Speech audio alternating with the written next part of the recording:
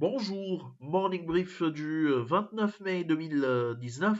Le marché action marocain reprend des couleurs avec un Mazi qui termine dans le vert. Et le principal indice de la bourse de Casa a progressé de 0,75%, réduisant ses pertes annuelles à seulement moins 2,02%, porté essentiellement par les bonnes nouvelles en ce qui concerne les résultats qui ont été annoncés durant ce matin, notamment pour BMCE et Tijari Wafé Banque.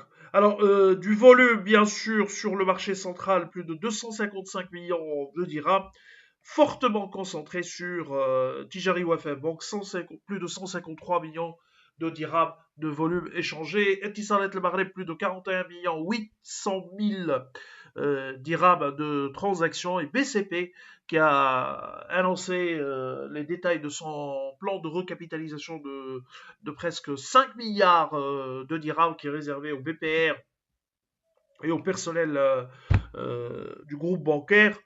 La belle vie, plus de 10 131 000 dirhams de volume échangé et Barça Maroc qui a fait l'objet de 7 883 000 de transactions.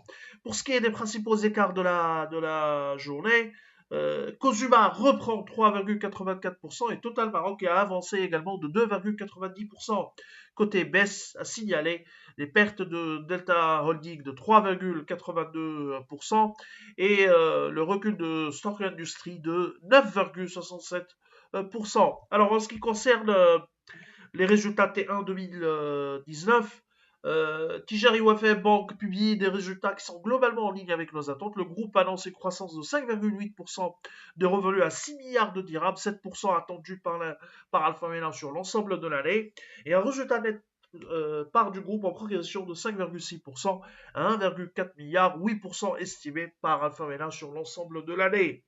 Ajusté par les éléments exceptionnels, application de l'IFRS, traitement comptable suite à l'augmentation de capital réservé au personnel, euh, aux salariés du groupe, le résultat aurait affiché une progression de plus de 11% selon le communiqué du groupe bancaire. BMCE, par contre, a annoncé des résultats qui sont supérieurs à nos attentes, aussi bien en termes de revenus qu'en termes de rentabilité. En effet, le groupe affiche une croissance de 3,5% sur le front des revenus, 2% attendu par Alpha Mena, et un résultat net part du groupe de l'ordre de 454 millions de dirhams, soit une hausse de 3%. L'autre modèle table sur une baisse de la rentabilité en 2019, tenant compte d'un niveau de couverture élevé.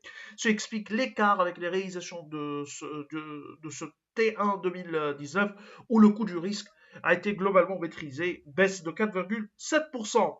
La révision à la hausse de notre modèle ne devrait pas impacter significativement notre target price, notre objectif de cours.